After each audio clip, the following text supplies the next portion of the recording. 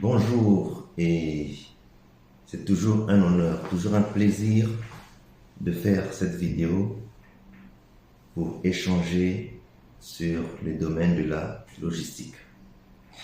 Dans cette vidéo, bien sûr, nous allons poursuivre ce que nous avons commencé, l'étude sur les incoterms, étude détaillée de chaque incoterm.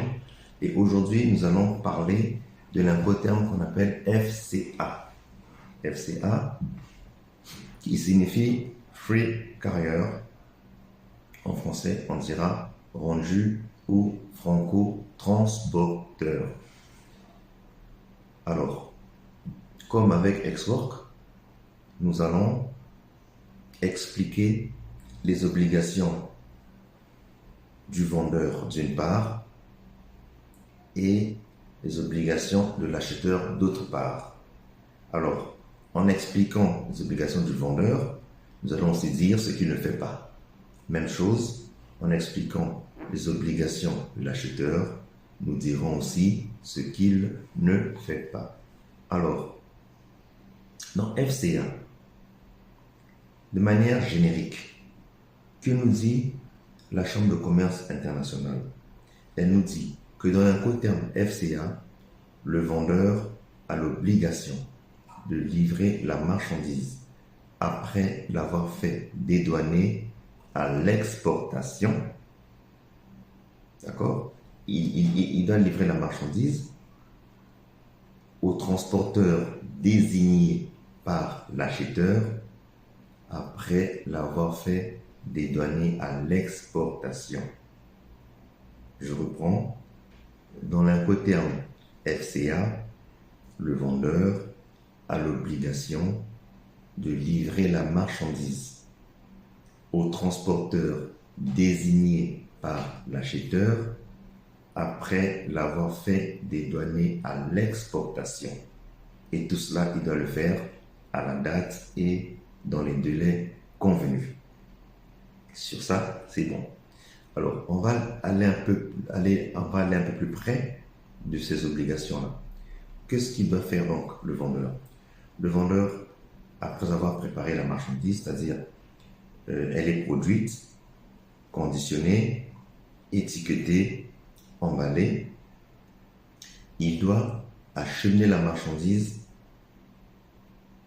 et payer les droits de douane à l'exportation, puis remettre cette marchandise au transporteur désigné par l'acheteur. Et dans ça donc, qu'est-ce qu'il ne fait pas? Il ne paie pas le transport principal qu'on appelle le fret. Il ne prend pas non plus en charge les droits de douane à l'importation, c'est-à-dire à l'arrivée, et il n'a pas à fournir d'assurance. Voilà les obligations du vendeur et ce qu'il ne fait pas. Alors, nous allons maintenant nous tourner du côté de l'acheteur. On a dit en amont, dans les vidéos précédentes sur les incoterms, que les obligations, là où prenaient fin les obligations du vendeur, était là où celles de l'acheteur commençait. Alors, on a dit que dans l'incoterm FCA, je récapitule, que le vendeur a l'obligation de livrer la marchandise au transporteur désigné par l'acheteur après l'avoir fait dédouaner à l'exportation.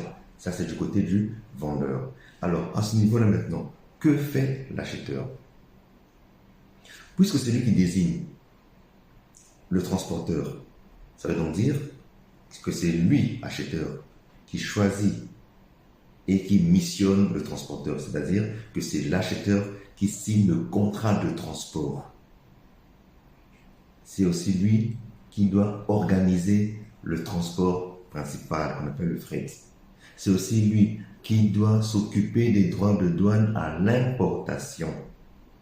Et il doit aussi gérer l'acheminement de la marchandise jusqu'à sa destination finale. Et dans tout ça, si il le souhaite, il peut souscrire à une assurance. Pourquoi je dis s'il le souhaite et pourquoi je dis il peut?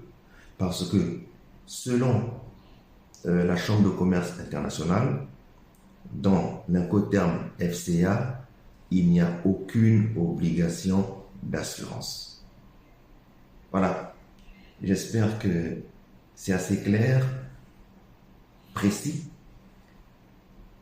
S'il y a des questions, posez-les-moi en commentaire.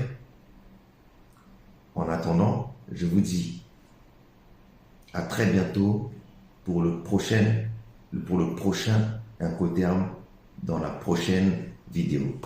Je vous remercie.